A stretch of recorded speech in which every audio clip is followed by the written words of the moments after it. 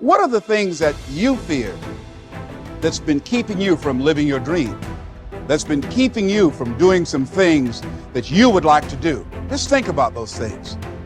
Every time your voice speaks and thinks about having something new, fear is there to squash it.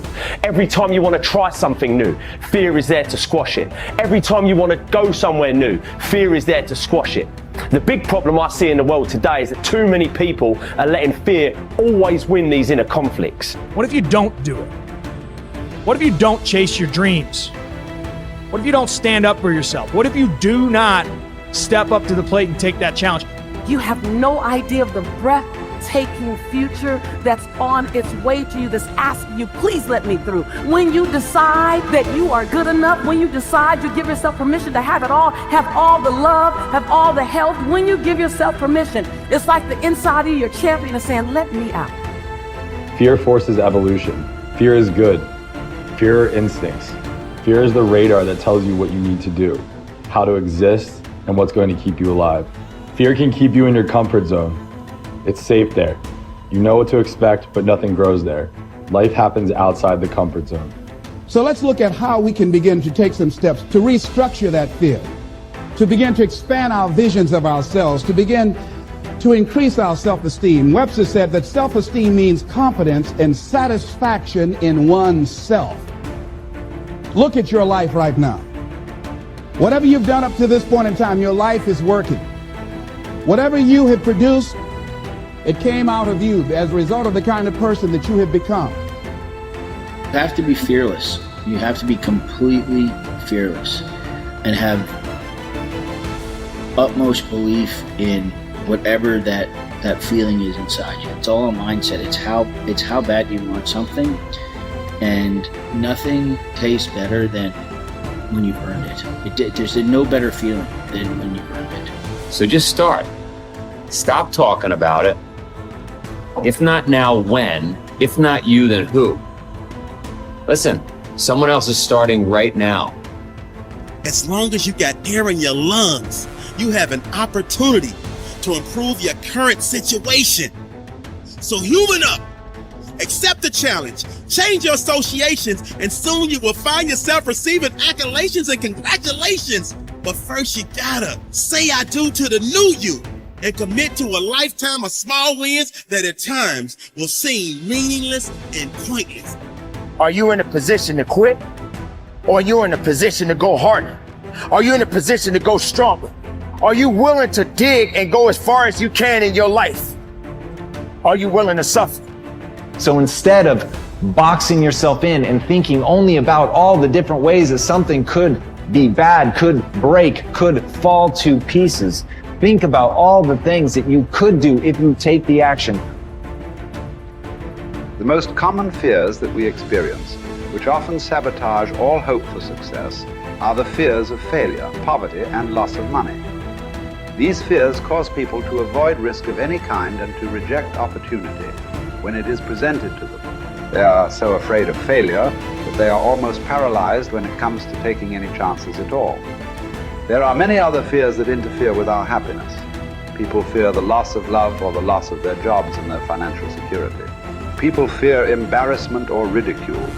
People fear rejection and criticism of any kind. People fear the loss of respect or esteem of others. These and many other fears hold us back throughout life. The most common reaction in a fear situation is the attitude of, I can't. This is the fear of failure and loss that stops us from taking action. It is experienced physically, starting in the solar plexus. When people are really afraid, their mouth and throat go dry, their heart starts pounding. Sometimes they breathe shallowly and their stomach churns. Often they feel like getting up and running to the bathroom. These are all physical manifestations of the inhibitive negative habit pattern, which we all experience from time to time. Whenever a person is in the grip of fear, he feels like a deer caught in the headlights of a car. This fear paralyzes action. It often shuts down the brain and causes the individual to revert to the fight or flight reaction. Fear is a terrible emotion that undermines our happiness and can hold us back throughout our lives. Fear makes come true that which one is afraid of. Now, even if it only comes true in the imagination, we must experience the tortures of that which we fear. Tortures often as not worse than those if what we feared actually came to pass physically in our lives. It's why the old line, "A coward dies 1,000 deaths. A brave man dies but once," is really true. Fear makes come true that which one is afraid of. If fear of something is held long enough, it may well bring on that which we fear, but it really doesn't make much difference because experiencing the fear is the same thing. That is, as far as our mind and body are concerned, it's actually happening over and over again, doing its inevitable damage to our physical bodies. Ralph Waldo Emerson said that fear is ignorance. Whenever we're afraid of something, I don't mean the perfectly natural, normal fears that work to keep us alive, but the gnawing, unreasoning, illogical, and neurotic fear of something. It's only because we don't know the real truth about it. If we did, the fear would vanish. That would include a neurotic fear of death, the fear that we are not liked or loved, and so forth. I think the thing to remember here is that when we fear something, it takes its toll on our mind and body just as if that which we fear had in fact come to pass. And we can bring to pass that which we fear. If you want to change attitudes, start with a change in behavior. In other words, begin to act the part as well as you can of the person you would rather be, the person you most want to become. Gradually, the old fearful person will fade away. Dr. Frankl learned that by controlling his attitude, the concentration camp fell away. His mind was free to roam where he wanted it to roam, think about what he wanted it to think about. It was as free as the birds, freer really, for it could fly to the ends of the earth, to the ends of imagination in an instant. And so can yours, and so can mine. You need large amounts of self-discipline to deal courageously with all the fear-inducing events of your life. This is probably why Churchill said, "Courage is rightly considered the foremost of the virtues, for upon it all others depend." The fact is that everyone is afraid, and usually of many things. This is normal and natural. Often, fear is necessary to preserve life, prevent injury, and guard against financial mistake. So, if everyone is afraid, what is the difference between the brave person and the coward?